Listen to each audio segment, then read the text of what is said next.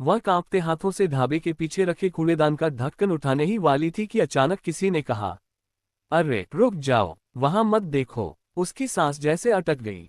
अगर उसे यहां से भगा दिया गया तो शायद आज की रात वह जिंदा नहीं रह पाएगी। 3 दिन से उसने ठीक से कुछ नहीं खाया था। नाम था गुड़िया, पर हालात ऐसे थे कि नाम भी बोझ लगने लगा था।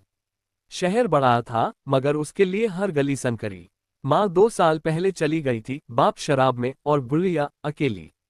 आज बारिश भी थी। पेट में जलन थी, सिर घूम रहा था। किसी ने बताया था हाईवे पर एक ढाबा है जहां रात को बचा खुचा खाना फेंक देते हैं। उसी उम्मीद में वह वहां आई थी, पर आवाज सुनते ही डर गई। धीरे धीरे पलटी। सामने एक आदमी खड़ा था, लगभग 50 साल का, साधारण कपड़ों में, आंखों में अजीब सी थकान। मैं बस, शब्द गले में ही अटक गए। आदमी ने उसे ऊपर से नीचे तक देखा। फटे कपड़े, सूखे होंठ, कांपते घुटने। फिर बिना कुछ कहे ढाबे के अंदर चला गया। गुड़िया को लगा अब वह वापस आएगा और कहेगा भाग जाओ। पर वह लौटा, हाथ में गरम दाल चावल की प्लेट लेकर। ले, बैठकर खा ले। गुड़िया की आंखें भर आईं। इतने दिनों बाद किसी ने उससे बैठकर खाने को कहा था। ढाबे का नाम था मां अन्नपूर्णा। मालिक का नाम हरदेव सिंह। गुड़िया चुपचाप खाने लगी, हर कौर के साथ जैसे उसकी रूह में जान लौट रही थी। कहाँ से है? हरदेव ने पूछा। गुड़िया ने सिर झुका लिया। अब कहीं से नहीं। हरदेव कुछ समझ गया। उसने ज्यादा सवाल नहीं किए। उस रात उसने गुड़िया को ढाबे के पीछे बने छोटे से कमरे में सुला दिया। सुबह बात करेंगे, बस इतना कहा। अगली सुबह गुड़िया ने जब आंख खोली तो उसने बरसों बाद सुरक्षित महसूस किया। हरदेव ने चाय दी, फिर पूछा, काम करेगी? गुड़िया ने तुरंत हाँ में सिर हिला दिया। काम मतलब जिंदा रहने का हक। दिन बीतने लगे। गुड़िया बर्तन धोती, झाड़ू लगाती, ग्राहकों को पानी देती। हरदेव उसे कभी डांटता नहीं था। एक दिन गुड़िया ने देखा, हरदेव रोज ढाबे के एक कोने में एक थाली अलग रख देता था और रात में चुपचाप उसे पास के मंदिर के बाहर रखाता था। किसके लिए? गुड़िया ने पूछा। हरदेव की आंखें भर आईं। मेरी बेटी के लिए। गुड़िया चौंक गई। वो कहाँ है? हरदेव की आवाज कांप गई। भूख ने छीन ली उसे 5 साल पहले। उस दिन गुड़िया देर तक रोती रही। उसे लगा यह आदमी सिर्फ ढाबे का मालिक नहीं, टूटा हुआ बाप है।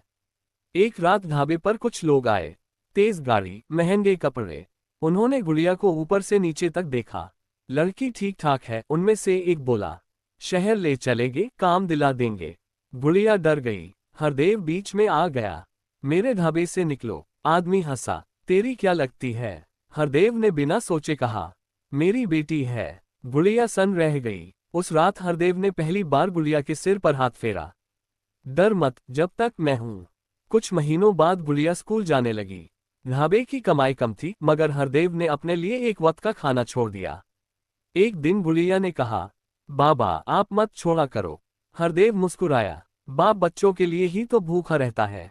साल बीते। गुड़िया ने पढ़ाई में नाम कमाया। एक एनजीओ ने उसे स्कॉलरशिप दी। जिस दिन वह शहर के बड़े कॉलेज जाने वाली थी, उसने हरदेव से कहा, मैं वापस आऊंगी, आपको अकेला नहीं छोड़ूंगी। हरदेव ने सिर्फ आशीर्वाद दिया। 4 साल बाद उसी ढाबे पर एक कार आकर रुकी। लोग उतरे, कैमरे थे। ढाबा अब भी वैसा ही था। एक लड़की कार से उतरी, साफ साड़ी, आत्मविश्वास भरी आंखें। हरदेव पहचान नहीं पाया। लड़की आगे बढ़ी, उसके पैरों में बैठ गई। बाबा। हरदेव की प्लेट हाथ से गिर गई। गुड़िया, वह रोते हुए बोली, जिस दिन आपने मुझे बचा खुचा नहीं, इज्जत के साथ खाना दिया था, उसी दिन मेरी तकदीर बदल गई थी। आज गुड़िया सरकारी अफसर थी और उसने वही ढाबा एनजीओ के साथ मिलकर भूख के खिलाफ रसोई बना दिया। हरदेव की आंखों से आंसू रुक नहीं रहे थे। वह बोला, मैंने तो बस एक प्लेट खाना दिया था। गुड़िया ने कहा, नहीं बाबा, आपने मुझे जिंदगी दी थी। कभी कभी एक बचा खुचाने वाला किसी की पूरी किस्मत